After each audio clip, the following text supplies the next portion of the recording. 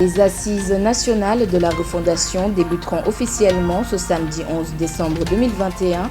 Pour l'occasion, le président de la transition, à travers un discours adressé à la nation, a mis l'accent sur l'importance de ces assises pour un Mali harmonieux. Retrouvez dans un instant un extrait de son discours.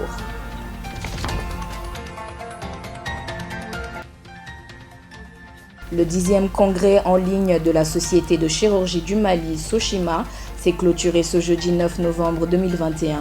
Durant 3 jours, les participants ont renforcé leurs capacités en matière d'organisation du domaine chirurgical en temps de Covid. Le Centre national de transfusion sanguine, CNTS, est confronté à une insuffisance de sang face à la demande qui ne cesse de croître. Au vu de cette situation, nous nous sommes rendus sur place pour connaître les causes, les détails au cours de cette édition. Bonsoir mesdames et messieurs et bienvenue dans ce journal. Comme je le disais en titre, c'est dans le cadre du lancement des travaux des Assises nationales de la refondation qui se tiendront du 11 au 30 décembre 2021 que le président de la transition, le colonel Assimi Goïta, s'est adressé à la nation hier jeudi. Il a invité le peuple malien, à savoir le Mali profond, à s'exprimer en toute liberté lors de ces assises et espère aboutir sur des recommandations fortes et pertinentes pour le chef d'État. Ça sera l'occasion d'instaurer un dialogue franc entre les Maliens pour une bonne gouvernance du pays. Suivons. Chers compatriotes, il y a de cela quelques mois, le Conseil national de transition validait le programme d'action gouvernemental dans lequel est consigné la tenue des assises nationales de la refondation. L'heure est enfin arrivée d'y faire face avec détermination et sur fond d'amour ardent de la patrie. À cet égard, les assises nationales de la refondation de l'État du Mali constitueront un moment privilégié d'examen collectif de conscience et de prospective, un événement précurseur du processus de renaissance de notre pays. C'est l'occasion rêvée de suspendre les clivages politiques, sociaux et idéologiques pour créer une dynamique novatrice de mobilisation sociale autour des idéaux historiques de la nation malienne. Les assises nationales de la refondation, qui s'engagent ce samedi 11 décembre et se terminent le jeudi 30 décembre 2021, sont une aubaine pour instaurer en toutes les filles et tous les fils de ce pays un dialogue franc, direct et fécond. Il s'agira pour le peuple de s'exprimer en toute liberté, sans tabou et sans exclusif, suivant les règles sacro-saintes du dialogue et qui sous-tendent l'écoute mutuelle. Il y va de la légitimité des recommandations qui sortiront de ce débat national. La réussite de cet événement hautement important pour le devenir du Mali se mesurera à l'aune des propositions fortes et pertinentes qui en sortiront et qui aideront à la conduite stratégique de la gouvernance globale de notre pays en harmonie avec le voisinage immédiat et l'environnement international. Sur un tout autre sujet à présent, la chirurgie et le Covid-19, l'urgence chirurgicale et l'organisation des services en période de Covid-19, tel est le thème retenu par la Société de chirurgie du Mali, Sochima, pour son 10e congrès qui s'est tenu du 7 au 9 décembre 2021. L'objectif était d'échanger sur la problématique du domaine chirurgical en temps de Covid et renforcer la capacité des chirurgiens praticiens sur la question. C'était ce jeudi 9 décembre 2021 à la Maison du Partenariat Angers. Reportage. Ce 10e congrès en ligne de la Société de chirurgie du Mali, Sochima, a été un moment de partage d'expériences et d'échanges entre les participants sur les opérations chirurgicales en temps de Covid-19. Il a duré au total 3 jours et pour terminer en beauté, une cérémonie de clôture a été organisée par la société qui fut marquée par la présentation du nouveau bureau. Selon le président sortant de la Sochima, professeur Sanogo Mogo, ces 3 jours ont permis à tous les membres d'apprendre et de prendre des mesures dans le domaine chirurgical en période de crise sanitaire. 3 jours de Sochima, 3 jours, nous étions là, tous les membres du bureau de la Sochima, nos amis du Sénégal, nos amis du Niger, nos amis de l'intérieur du pays, nos amis de Côte d'Ivoire, nos amis du Tchad, tous étaient là, sur les écrans, à suivre ce qu'il y avait sur le Covid, sur l'organisation de nos services en période de Covid et sur les urgences chirurgicales. Le tout chirurgical. Nous avons tenu, à travers les conférences, à travers les communications, à rappeler aux uns et aux autres ce que c'est que les urgences, le rappel des définitions. Qu'est-ce qui est le plus urgent et comment est-ce qu'on prend en charge une urgence, surtout en période de Covid. Nous tenons à faire en sorte que l'ensemble des chirurgiens du Mali soient dans la même famille, que nous parlons le même langage, que nous soyons à la même école en termes de formation, en termes de soins, en termes de qualité de soins. Ça, c'est le message le plus important. Présente à cette clôture, Madame le ministre de la Santé et du Développement social, Djeminatou Sangaré, a tenu à remercier la SOCHIMA pour les efforts abattus, surtout durant cette période de crise sanitaire que le monde traverse. Malgré la pandémie, la SOCHIMA est restée dans la dynamique de contribuer au développement professionnel continu en offrant des soins appropriés à nos populations. Permettez-moi, au nom de son Excellence le colonel Assimi Goïta, président de la transition, chef de l'État, de remercier et féliciter la Société de chirurgie du Mali pour toutes les initiatives entreprises en faveur de l'amélioration de la qualité des soins, de remercier et féliciter le bureau sortant, féliciter le nouveau bureau et lui souhaiter plein succès.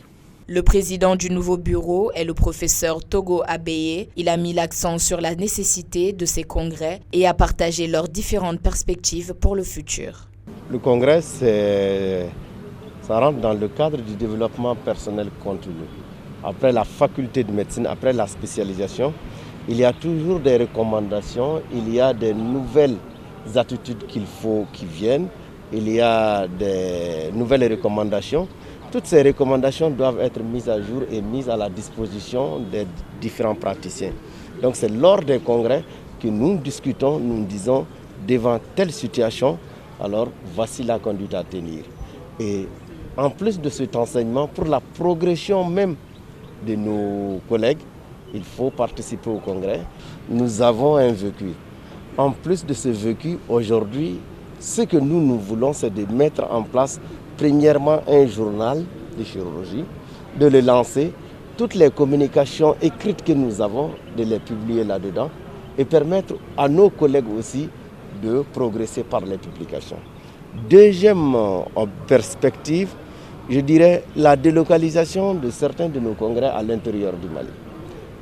L'organisation de journées et de congrès couplés aux soins pendant quelques jours dans les régions pour que les régions aussi puissent se sentir concernées et qu'ils aient un niveau acceptable et que les populations bénéficient des soins provenant des spécialistes venant de Bamako. Rappelons que la Société de chirurgie du Mali, SOCHIMA, est une société savante qui regroupe l'ensemble des spécialistes chirurgicales, notamment la chirurgie générale, la neurochirurgie, l'ophtalmologie, la chirurgie viscérale, l'anesthésie-réanimation, entre autres. Et enfin, la cérémonie de clôture du congrès a été marquée par la remise d'attestations de reconnaissance aux anciens membres du SOCHIMA. Et enfin, mesdames et messieurs, nous clôturons ce journal en parlant santé. Avoir une poche de sang aujourd'hui à Bamako devient un parcours du combattant. En effet, les demandeurs peinent à avoir du sang dans les structures de santé. Certes, nous ne sommes pas en pénurie, mais l'offre n'arrive pas à satisfaire la demande, selon le professeur Amadou Bakari Diarra, directeur général du Centre national de transfusion sanguine. Et cela est dû à plusieurs facteurs. Reportage Mariam Keita, Djakarja Dambélé.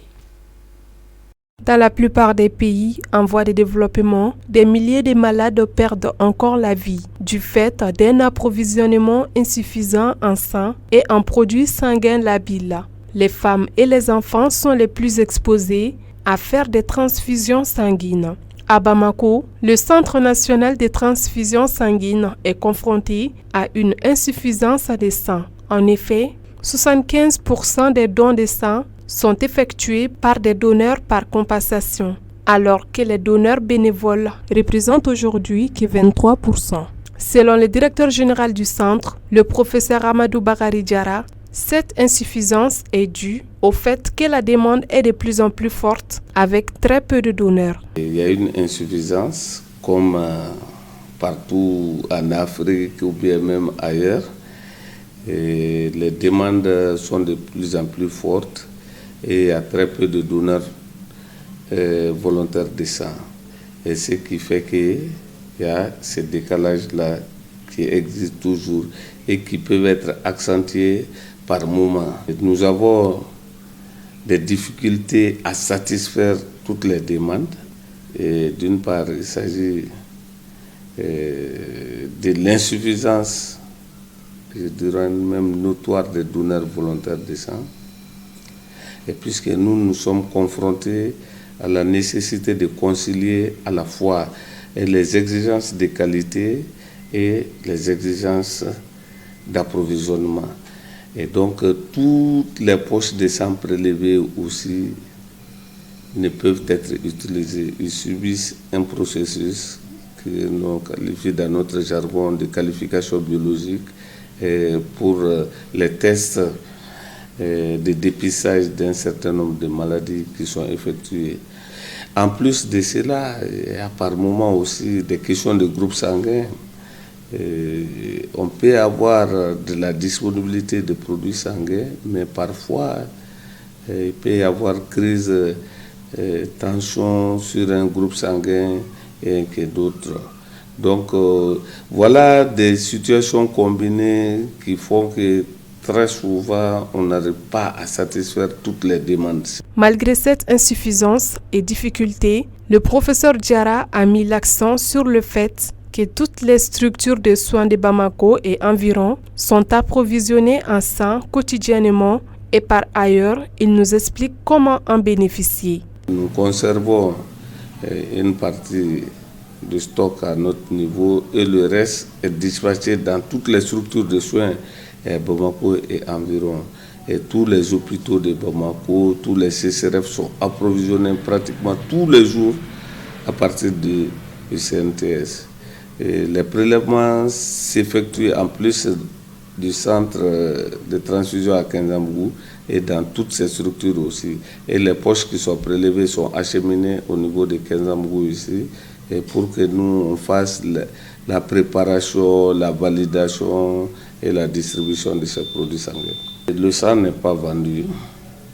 En tout l'arsenal juridique que nous disposons aujourd'hui, nulle part il est mentionné la vente du sang. Malgré les différentes campagnes de sensibilisation que nous faisons, même si on reconnaît que vraiment nous avons des limites par rapport aux campagnes de sensibilisation aussi, puisqu'il faut reconnaître que nous, on est des techniciens en la matière. L'activité de sensibilisation, de la promotion du don volontaire, des campagnes, ça devrait être relevé de la société civile, des associations, des donneurs de sang, pour nous faire drainer les donneurs de sang, afin que nous, on prélève et on fait le traitement des produits sanguins et mettre à la disposition des structures de soins. Notons que les produits sanguins sont généralement demandés pour des situations d'anémie sévère, de paludisme ou des victimes de traumatisme, entre autres. Ainsi, la sensibilisation de la population sur le don volontaire, la fidélisation des donneurs et la formation des médecins sur les bonnes pratiques transfusionnelles peuvent être des moyens pour assurer la disponibilité des PSL destinés aux malades. Voilà ce qui met fin à ce journal. Merci de l'avoir suivi en ma compagnie. Très bonne suite de programme avec le groupe Liberté.